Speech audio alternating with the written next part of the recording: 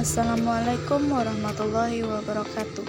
Izin memperkenalkan diri, nama saya Delvia Sapitri, NPM 2011080459. Saya dari Prodi Bimbingan Konseling Pendidikan Islam kelas C. Di sini saya akan menjelaskan materi tentang Mars Bridges.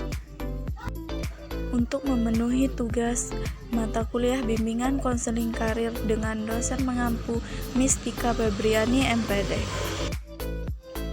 Teori Mars Bridges. Tipe teori Mars Bridges telah menjadi sangat populer di kalangan konselor karir karena banyak yang menemukan bahwa teori itu dapat diterapkan pada pekerjaan mereka dengan klien.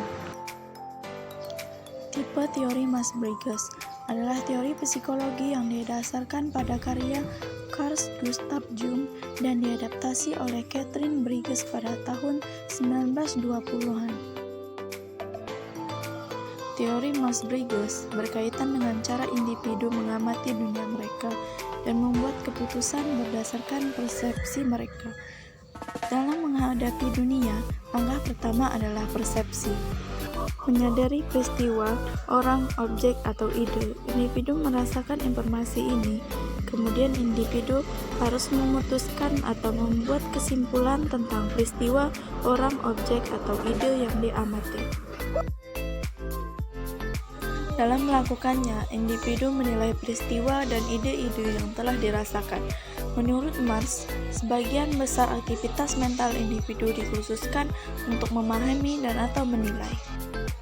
Misalnya ketika seorang remaja menonton film, dia mengambil informasi dan kemudian membuat keputusan tentang film itu. Apakah itu disukai, diapresiasi, informatif, dan sebagainya.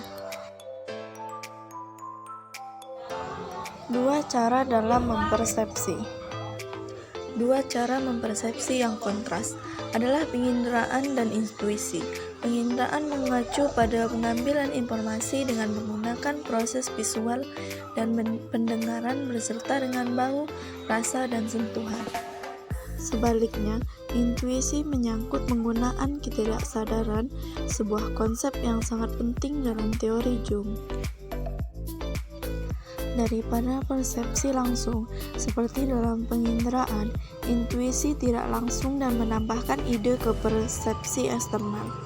Itu adalah keyakinan Jung, dimasukkan ke dalam teori Mars Bridges, bahwa preferensi untuk persepsi dan konsep Mars Bridges lainnya adalah bawaan dan tidak dipelajari melalui interaksi dengan lingkungan. Dua cara menilai. Sama seperti ada dua jenis persepsi penginderaan dan intuisi. Ada dua jenis penilaian pemikiran dan perasaan. Setelah mempersepsikan suatu peristiwa, seorang cenderung bertindak dalam suatu cara. Berpikir atau merasa. Berpikir mengacu pada menganalisis dan bersikap objektif tentang ide atau peristiwa yang diamati. Perasaan adalah reaksi subjektif, seringkali berkaitan dengan nilai-nilai diri sendiri. Menggunakan tipologi Myers-Briggs dalam konseling. Bagian ini akan berfokus pada contoh yang menggambarkan dua masalah karir utama, pembuatan keputusan karir dan penyesuaian karir. Selama periode bertahun-tahun, para peneliti telah mengumpulkan sejumlah besar data yang menghubungkan tipe Myers-Briggs dengan pilihan pekerjaan.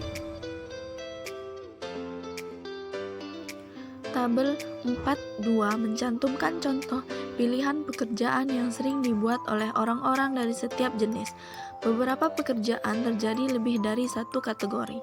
Namun, tabel ini memberikan gambaran tentang karir tersebut, yang paling sering dikaitkan dengan tipe Myers-Briggs tertentu. Ini dalam formasi yang mengkategorikan pekerjaan berdasarkan jenis dapat berguna baik dalam pengambilan keputusan karir dan konseling penyesuaian kerja. Sekian materi dari saya. Terima kasih karena sudah bersedia mendengarkan. Semoga bisa dipahami dan semoga bermanfaat untuk kita semua. Dan berikut ini alasan mengapa saya menggunakan media pembelajaran video animasi. Alasan saya menggunakan media pembelajaran video animasi karena menurut saya akan lebih mudah dipahami dan lebih menarik. Saya akhiri, wassalamualaikum warahmatullahi wabarakatuh.